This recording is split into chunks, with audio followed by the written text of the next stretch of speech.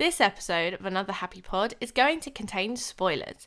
If you've not experienced the content yourself, please go ahead and do so before coming back and listening to the boys ramble on about it. Thank you very much.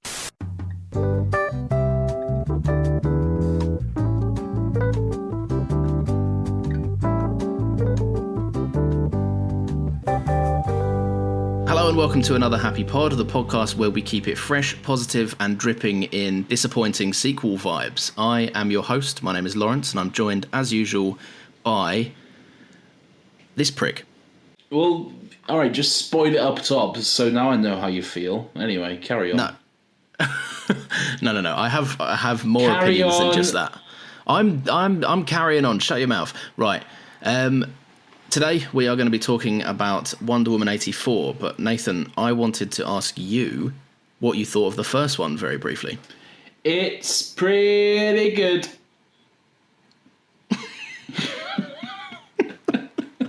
What do you want? I like it. It's a good movie. Gal Gadot is great. There's great action scenes. Chris Pine is great. The slow-mo is probably a little bit too much. Probably leaned a little bit too heavy on it. But overall, I really like the first Wonder Woman movie. A movie you only watched just like last week for the first time, you absolute sexist. I know. I'm so unbelievably sexist. It's true. Disgusting misogynist you are. I know. I don't respect. No, I'm not going to. Why would I leave this in to be cut out of context? Yeah, no, I like the first one. I did only just watch it maybe like about a month ago for the first time. I don't know why I never got round to watching it. I think I was on a possible I don't like DC movies vibe at the time. No, I went into this not really actually knowing much about it. Obviously, I know where the character ended up and blah blah blah. But I enjoyed it. It was good. It had a niche which a lot of superhero movies don't have, which was that it was the World War One movie, was it? Yeah. And wait, was it World War One or World War Two? It was World War One. Yeah. World War One, yeah. And I liked it. I wasn't expecting to like it as much as I did, and I found myself leaning into the more like cheesier aspects of it and being like, oh, I like this. I was learning to have fun with movies, as Nathan often says. I don't. You don't. I tried my hardest with this one, and I did really like the first one. What did you think when you heard there was going to be a sequel, but when you saw like the trailer, because the trailer for the 1984 kind of gives a lot away, I thought. So what did you think? Well, it depends if you're talking about what trailer, because like the first trailer for this movie came out like fucking years ago, like 2018, 29, I don't know. It came out a long time ago because they shot this movie fucking years ago. Obviously, it got pushed back because of the world being the general state that it is. Yeah, I can't even remember the trailers. By the time I came to watch the movie, none of that was in my head. I mean, yeah, sure, I knew Kristen Wiig turns into a big cat and Pedro Pascal is there and maybe he's the president at one point, but not really. That's really all I knew going into it. Oh, and Chris Pine was back. That's really all I knew. Mostly for there's a big engine revving. Yes, well done. You got a tiny penis. Carry on, you fucking cunt.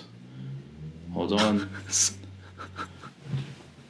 All right, he's far enough away. Yeah. By the time I came to watch the actual movie, I'd mostly forgotten about most of the stuff in the trailers, so that didn't really get to me. Yeah, fair enough. I had one scary thought when I watched the trailer for this. And again, this is another one I kind of delayed. I think it came out. People were able to watch it from Christmas Day, I think. And that's when the reviews came in. I watched this last night. I stayed up until 1:30 in the morning to watch it. But when I watched the trailers, I was kind of concerned because I thought most of the joy of the first Wonder Woman film was the fact that it had the niche of being set in a war. And there was obviously like the fish out of water scenario, which was quite fun. And I was worried that it was going to have a lot less of that. And those were the elements I really liked of the first one. But then I saw it leaning more into like the kind of 80s nostalgia, and I thought, oh, it is going to have a niche. It's still going to have like that thing to it. I've already said kind of what I thought about it. Just hold on. You ramble way too much. What you're saying about World War One, I wouldn't say that's the movie's niche. The first niche, I think the first movie works so well because of the relationship between Steve and Diana. I think those are the main components of the movie, and that's why I wasn't really worried going into the second movie, because Chris Pine was back, and they do have great chemistry. They do have a great relationship. Yeah. It's great to see them interact together. So that was what I was looking forward to with this movie. Do you not think that it benefited though from the fact that it was set at World War One? Like, I know really. It's the setting and the plot, I think do you not think it could have been anywhere? I don't think World War One really had any kind of like major help to the movie at all. I think it could have been any time, anywhere, really. Okay. How different would it be if it was set in World War Two? No. But that's the thing. I don't mean just World War One specifically, but I mean set at such a prolific and iconic time in history that obviously people don't remember. But well, I fucking sure as shit don't. But like a time that people recognise. Where if it was set like in some random year that nothing much happened, I don't think it would have had the same like feel. I don't think it would have been as good. I think, like, I mean, think about it. Like the No Man's Land sequence is probably one of the best sequences in that first movie, and that could only happen in that scenario. Like, where else is that going to happen? Like a sequence like that. Yeah, all right, that's fair enough. I don't know. I still think you could engineer or write something similar. I don't think World War One is the be all and end all of that movie. No, I agree with that. I think the relationship between Steve and Diana is great. Like, one thing, when I watched this first one, I came out of it and went, "Oh, fucking Chris Pine, man! Like, he's so fucking good." He is good. Yeah, like, and I do like that the relationship between those two characters. I'll tell you what. Let me start with you. What do you think? I want to know what my competition is going to be for my opinion. What did you think of the second one? What, of 84? Yeah. I liked 84. Okay, I know that it's cheesy. I know that there's some very weird stuff and a magic man and all of this stuff. I know that the CGI is not all that great. I know that some storylines don't really make sense, and there are also some very kind of racist undertones to certain scenes as well, which I'm not qualified to talk about, but it's not great. But overall, I really liked this movie. I thought it was a bloody good fun time all around. I had so much fun watching this movie for 3 reasons. Those reasons are Gal Gadot, Chris Pine, and Pedro Pascal. All 3 of them are top form of this movie. So yeah, I enjoyed it. Okay, I'm glad in that sense, because I feel differently about the movie, but the big 3 things that were pleasers for you were reasons that I redeemed this movie slightly in my head. Like, I was saying this earlier, right? Pedro Pascal is on top of the fucking world right now. Like, he is making so much money and just having so much fun playing roles that he's playing. And I'm very chuffed for him. But he's definitely. I don't know much about the comics of Wonder Woman. I presume Maxwell Lord's a comic character, right? He is a comic book character, not necessarily a Wonder Woman villain. He's more like kind of Superman. And yeah, he's actually showed up in the Supergirl TV show and other places, and he's very, very different to this. This is pretty much Maxwell Lord in name only, really. Okay. Yeah. So it's not like big camp cheesy and not at all. He's kind of like watered down Lex Luthor, really. Oh, okay, that makes sense. Like Lex Light. Yeah, Lex Light. Yeah. Lex Light. Overall, if I'm being completely honest, I'm in 2 minds about this, right? Because I agree it is really, really fun. And I did, for the most part, have a good time watching a lot of it. But there's just moments of it that every time I was having fun, it just kind of like, it's like a train hit me of just like, oh, but this sucks. Like, No, but what sucks? Tell me what sucks about it. right. Let's start with my biggest two gripes about this film. We'll go through one by one. By the way, I just want to make something very clear to the audience. When I say Lawrence hates fun, that's true, okay? Me and Zucchini and Lawrence have had very long discussions about the fact that all of Lawrence's childhood was just the most bleak and desolate place ever. Because when we talk about nostalgic movies that we love, Lion King, Aladdin, whatever other Disney classic you might enjoy, Lawrence is just there like, well, I don't want to watch it. It's not for me, is it? It's a boring kids movie. And that's the kind of man we're dealing with here. So this should be interesting. Please, go ahead, Lawrence, please. Well, I can't now, can you? Can. No, you can. You bully my opinions. No, I just wanted to get that across, but please, go ahead. Right, firstly, in case any of my family are listening, my childhood was not desolate and bleak. I had fun. Maybe I've forgotten to appreciate fun in films since. Right, Steve in this movie, like we'll go into the whole like how he came back and the method they used, blah blah blah later. At a base point, Chris Pine playing Steve Trevor in this movie, he did absolutely nothing apart from get resurrected and then die again.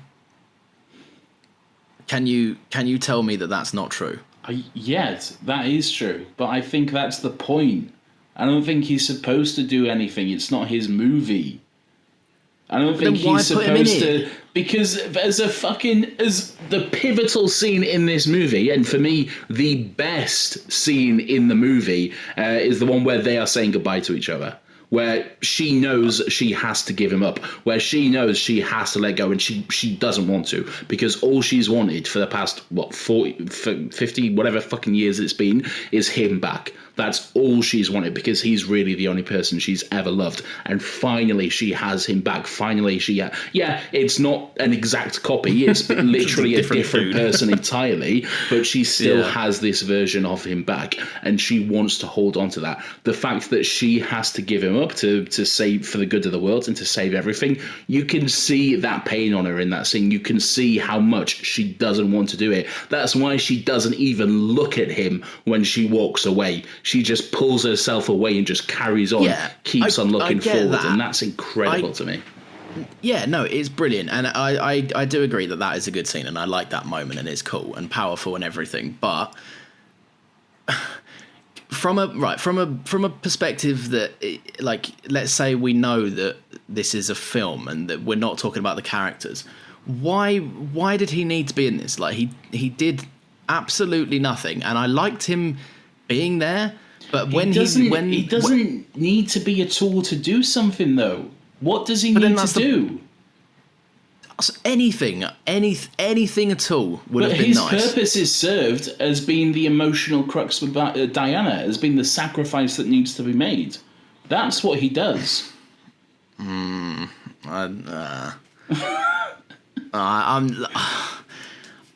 you not agree that? I agree that she's the, like. I tell you what, I'd agree more if I think it's weak. I do think it's weak. I think it was a bit like the filmmakers know, Patty Jenkins knew that one of the biggest and best things about the first movie was the relationship between both of them. And I think someone in the boardroom cacked themselves and went, well, we need to put him back in it then. And Patty Jenkins went, no, but he's dead. And they went, yeah, well, not anymore. Give him a rock and bring him back. I think you're half right. I think Patty Jenkins, first of all, was very on board to bring it back, but I do think you're half right that it was very much a reactionary decision because of how much people loved their relationship. But I don't think there's anything wrong with that, because it's a great relationship, and I'm always down for seeing more of it. So, but do you not think it's lazy in the sense that if they were going to bring him back, the very least they could do is give him a plot, give him something that wasn't just. But they gave him a plot though. When you say he didn't do anything, I truly don't understand what you mean, because he did have a plot in this movie. He did have a storyline. Just because he didn't have an action beat, just because he didn't take down a villain, doesn't mean that he didn't have a plot. So you would say that his plot would just be to run around next to Diana. His plot is to be the sacrifice that she needs to make. He's a lesson. That's not a plot. That's not a plot though. That's not an arc. That's a plot. That's a plot device. Of course, it's an arc. Oh, this episode's going to be titled "Lawrence and Nathan Argue About Wonder Woman 84." do not. But that isn't right. Okay, let's put it. How is that let's not put it into an arc? perspective. A character gets from point A to point B. How is that not an arc? No, because right. Well, then you could say that everyone who's born and dies has an arc. Like even if they were born for a second and then die. Like I know I get the point that you're saying, right? But on this very podcast, you've said that when people sit around to just die at the end or do nothing at the end, other than to be sacrificed or be like a device, it's lazy. So why in this scenario does it work? Because he's not just sitting around to be sacrificed at the end. There's a reason for that. It's not just a sacrifice that has no weight. It's not just something to give the main hero a little bit of pain for 2 seconds and then move on. There's actual weight and reasons behind it. It's a lesson that Diana needs to learn and something that she needs to truly give up. The fact that she herself is the one who has to sacrifice him to essentially plunge the dagger into the chest. She's the one who's doing that. That is why it's different. That's why it's not the same as someone just being killed off by a villain in the end. Okay, all right. We'll get stuck on this forever, so we'll move on. But I want it on record that I disagree. But okay, so tell me why though. Tell me why you think he doesn't have a storyline. Why he doesn't have an arc. Right. To put it plainly, in my opinion, it's because of the fact that the movie introduces him, he comes back in the weird way that he does, and then all he does is absolutely just follow around Diana, which I get it, and it further emphasizes the point that they clearly just wanted them to have their connection, right? But think about it from his perspective. He died like 30 years ago. And now he's back, he's awake, he's in another... decades have passed. It was more than 30. It was like... How long was it? Oh, because it was... yeah, so... Oh, yeah, fuck me, it was about... I keep thinking about World War II. About 60 years ago. Yeah. So a lot of time has passed, the world is completely different, but what he wants to do is just run around and follow Diana, like... I get it. He looks at a few planes and goes, wow, this is cool. And there's a lot of jokes like, oh, radar, are they going to shoot at us? Shit, kind of thing. Like, that's all funny and that works great. But if you think about what the character must be going through at that point, it makes no fucking conceivable sense that he wouldn't want to do something with that time. He wouldn't want to do something other than look at some art in a museum. What would he want to do? Because to me... Mate, are you telling me if you died and you woke up in 60 years, you wouldn't have questions? Of course it would. But I think to him, the most important question is Diana. I think he clearly wants to spend his time with her, and if that involves running around the globe and trying to stop this world-ending shit, which is exactly what they did in the first movie. He was a soldier, a spy for the British intelligence, okay? He's not going to be someone who just sits around and goes to look at, I don't know, cars or some shit while the world is coming undone. Like, you can't tell me he's just going to go to a movie theater and watch fucking Star Wars while Pedro Pascal is taking over the world. Come on. No, right. Obviously, that's not what I want. But what I'm saying is, right, they could have fixed my entire problem with him being in this movie. Not that they give a fuck about my problem with this movie. But what I'm saying is, for my problems to be solved, it's as simple as Steve getting to do something that only Steve would think of to do. Like, only someone that his headspace is still 60 years ago would think of to do. Like, technology isn't the solution to a certain problem, but Steve thinks of something from fucking way back when that would help in a scenario, and Steve is useful. That's what I would like to see, or I would have wanted to see. Like, for him to be brought back, for it to matter more. Yes, I understand the sacrifice for Diana. That's great, but that's to serve Diana. That does fuck all for Steve. So in my opinion, Steve comes back as a plot device for Diana to move the plot forward for her, but does nothing himself. Well, disagree. Hey, I said we wanted to move on, right? I'll tell you what. Let me. Do you want to quickly go through my other problem, and then we can talk about good things? Because I do have good things. Go ahead. Do you think Cheetah sucks in this film? I really like Kristen Wiig. Kristen Wiig. Kristen Wiig was really great in the movie, and her kind of journey was very interesting to watch as well. Cheetah. The actual full final transformation of Cheetah was a bit odd. I'll definitely say that. But I don't have any real major problem with it. I mean, why not have a big cat lady? Why not? No. I don't care that there's a big cat lady. I'm glad you said that Kristen Wiig. The question I was kind of leading you on to was, do you think Cheetah sucks? I would say personally, yeah, a little bit.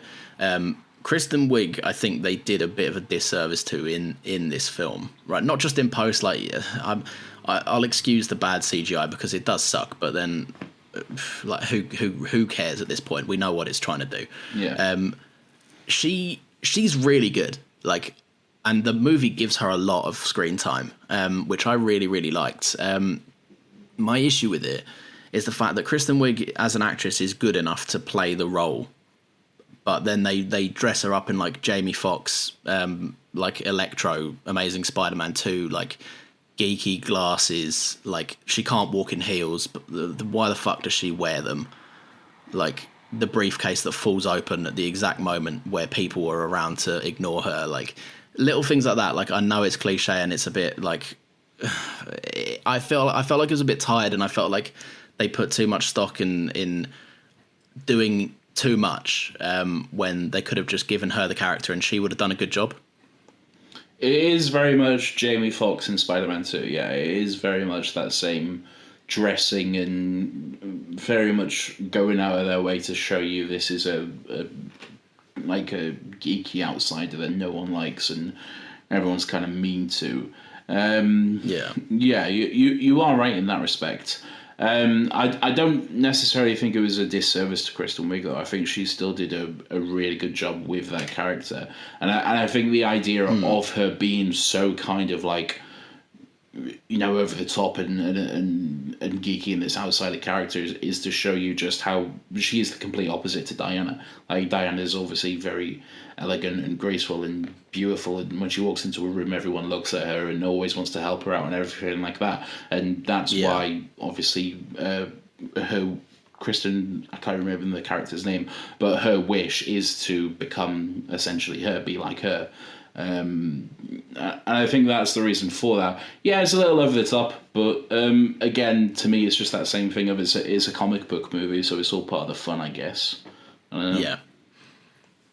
One thing that I did like about her character, and it was like it was at the exact moment I started to go, oh, I don't like this, was that she just takes so much pleasure in beating up gross cunts.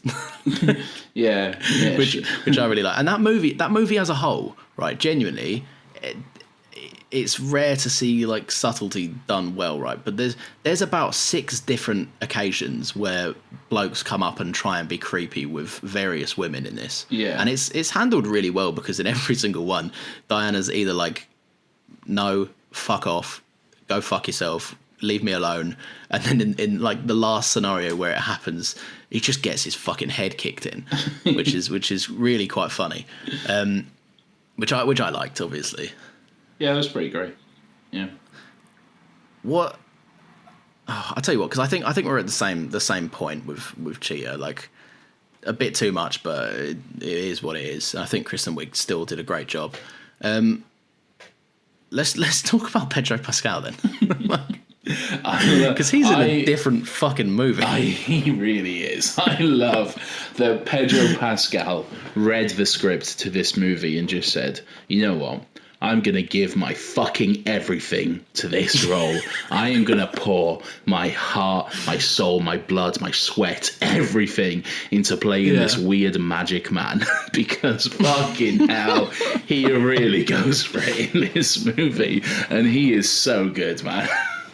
Yeah, no, he's fucking brilliant. I actually really liked, right? I think with his costume and the way like they dressed him up and the stuff around him, it worked because he's meant to be way fucking over the top. Yeah. And the reason, I think that's one of the reasons it took away from Cheetah for me, because of the fact that her character's meant to be the one that you go, I actually sympathise with you a little bit. She's the villain that you're meant to go, I get it. Yeah. Too. And I think they got it the wrong way round, like the way they did it. Like at the end of the film, I was way more on the side of Maxwell Lord than her, because I'd like, ultimately what you're left with Cheetah is that she just wanted to turn into a big cat for no reason, and she was fine with nuclear holocaust. Whereas at the end of the other movie, you see Maxwell Lord is the only bad guy that goes, okay, I've been a dick, but I'm gonna stop being a dick because I realise that other things matter. When it really kind of should have been the other way around. But no, I think he's great in this film. He's obviously having the time of his fucking life in this weird wizard role. He is just fucking incredible. The way he slowly is just breaking himself down over the course of the movie. He's becoming like more decrepit and you know, his hair's like getting all messier and falling out and whatnot, and just everything's going wrong for him, but he just needs to whatever his goal is, whatever he wants to rule the world or some shit. I can't quite remember. Something weird and vague in 80s and comic books. But whatever his weird villain goal is, he will do absolutely nothing to stop it, no matter how like deformed and crepit he is. And I love that. And he really goes for it, especially in those scenes where you just see him getting so intense and stealing like wishes from someone. The way he just like comes up to someone and just grabs hold of them and just like, tell me what you wish for, tell me what you wish for.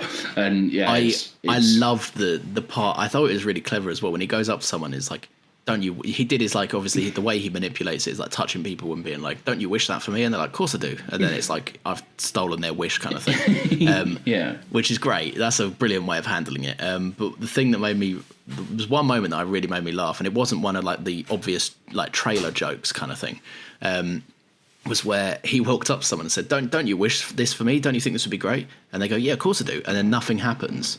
And then he goes, have I already fucking spoken to you? And the guy goes, yeah. And he's like, fuck off then, move. Yeah, that was great. I liked that. Like he's just so sick of it. He's like, mate, you're like, I couldn't give a flying fuck about what you want, mate. Where's someone that hasn't spoken to me this week? yeah, that was really good. And the wish thing, it really makes no sense whatsoever if you think about it for more than 2 seconds, because like the first time it happened, that guy wishing for a coffee, I sat and I thought about it, and I was like, so before the wish was made, did that guy already have a spare coffee, or did it just magically appear the moment he touched it and said he wanted a coffee? No. I actually, I think you're incorrect in that. There are nitpicks, but there's actually a good reason for that. The guy made a coffee for the people he normally makes coffees for, but then when he got to the office, one of the people that he made a coffee for had called in sick, so he had a spare coffee at that moment. But then, doesn't that mean that even though he touched the rock, that was always going to happen? So it's not a wish. Oh, fuck, no, all right, you are right. Yeah. Exactly. And then there's a thing where there's that, like, waitress who's like, fucking, I wish I was famous. And then suddenly everyone is, like, yelling and taking pictures of her. Like, do they know what they're doing? Do they know that woman's career? Do they know why she's famous? Or are they just suddenly become... like suddenly obsessed the thought, with her kind of thing. Like the thought they've lost control of their body and they're just acting on the magic of a weird man from the 80s. I don't know. Yeah, no. Look, there's a lot of hand waving in this because it's. Believe it or not, for all of my problems with this movie, the wish thing wasn't one of them. I actually really enjoyed how that escalated because it gets to the point where the movie is just fucking chaos and carnage, mate, it's just and fucking it's great. Insane. Riots in the street, people going crazy. Fucking yeah. There's that one very British scene in a cafe where we're just racist to a bunch of Irish people, and then and then he wishes she was dead, and she just drops.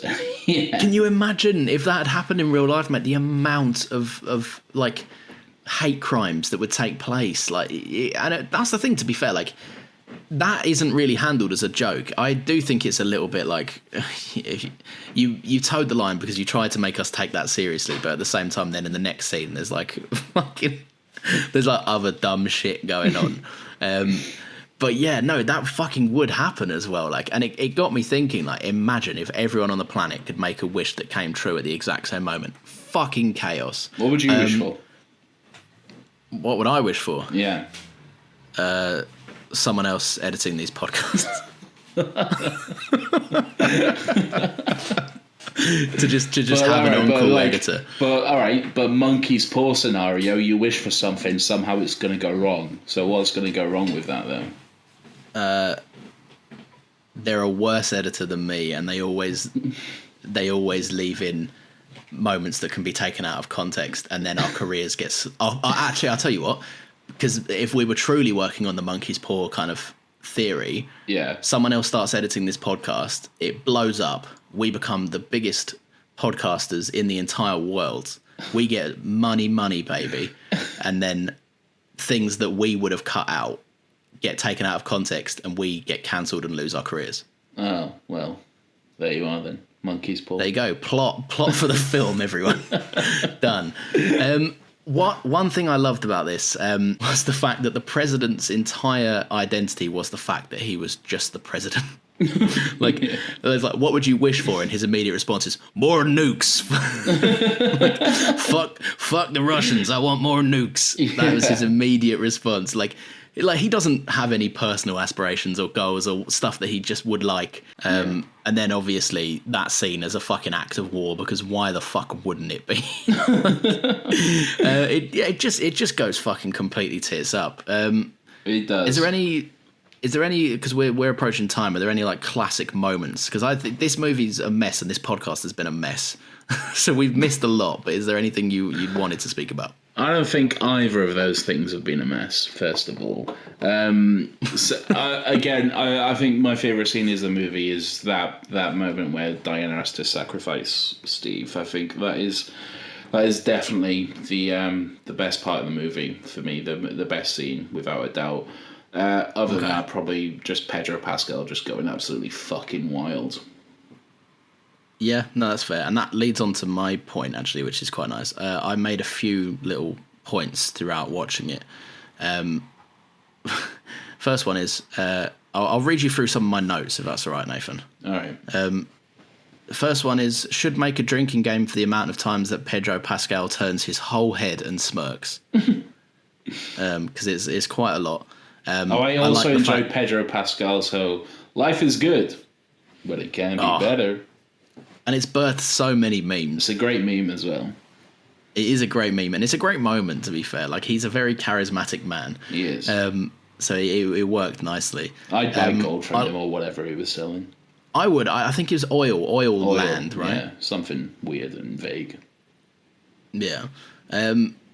I was a big fan that the taxi that takes him to the White House pulls up right outside the White House.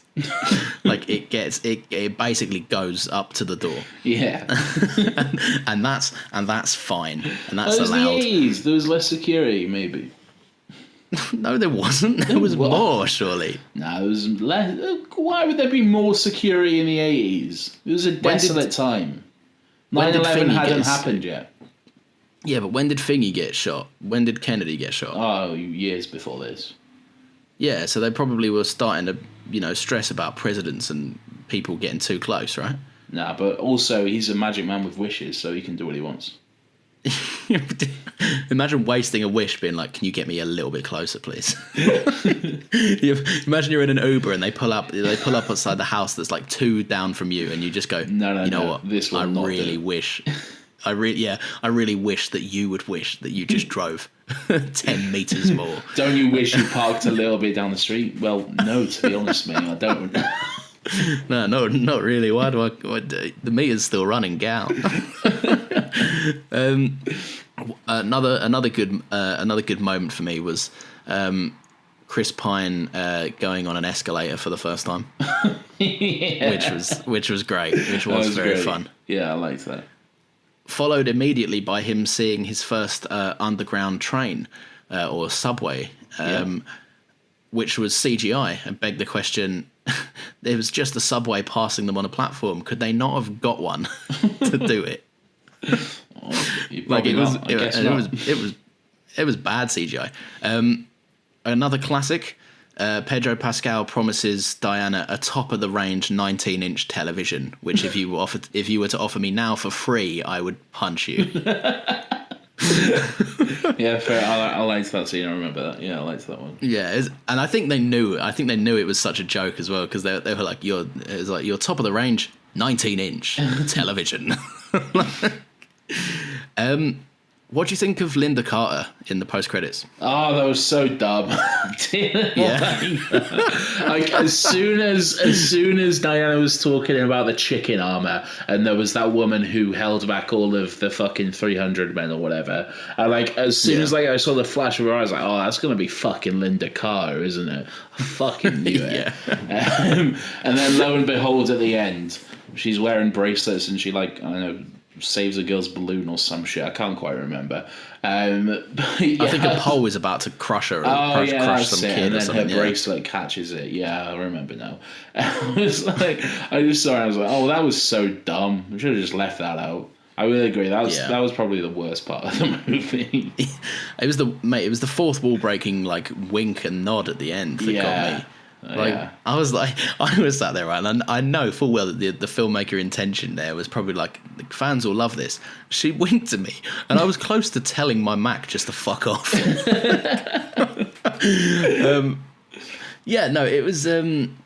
It was weird. Also, it kind of opens the door. Like, is there now is that canon? Was that a cameo? What? I think what it was meant to be. I think they're doing something with it going forward. Yeah. I really hope to fuck that's not true. No, yeah, I think there is something happening with it. Yeah. Oh, great. I've got one more point, and it's not a good point at all. Did you notice how awkward it was when Pedro Pascal renounces his wishes and then runs off screen? No, I don't think so. Oh, it's very uncomfortable. The camera stays on him for way too long. Really? And you kind of see Pedro Pascal, like, running off, but then clearly there's, like, wires that are, like, going to the set that are probably not meant to be in camera, because he, like, runs off and then does a bit of, like, a hop, skip and step as he's running off, which is presumably it's a flat surface. It just looks very weird. But again, maybe that's a nod to, like, cheap things in the 80s and making things look bad with mistakes, and who knows. I'm done looking way too far into this movie that's not meant to be looked into. I think it's just one of those, just come along for the ride, enjoy it, don't think too much about it, really, and that's what I like about it. It was a bloody fun time, had a lot of fun with it, but yeah, there it is. Right. As always, thank you very much for listening. We hope you've had a whale of a time on this episode of Another Happy Pod. Be sure to check us out on Twitter for all the good stuff. And if we actually remember to post on Instagram, you can follow us there at Another Happy Pod. That's on both of them. Drop us a tweet. Let us know what you would like to see next. And otherwise, stay groovy, and we will catch you every single Thursday, if I can get this one out in time. Because, spoiler alert, it's currently 5 to 7 p.m. on Thursday, so that window is closing. That window's closing quickly, and I've still got to make dinner. Well, there we go. Let's look forward to that. Join us next week for the Lord of the Rings trilogy. No, don't fucking say that. Yeah, I'm busy. I'm saying it now. It's out into the ether. Join us next week for the classic look back at the Lord of the Rings trilogy, a series of movies Lawrence hasn't seen yet. So I'm looking forward to. I've seen them once. I was young and I was half asleep for 3 of them. So join us next week to find out what he thought of them. We'll see you then. Another happy pod. I'm stopping recording. I hate you. I hate you.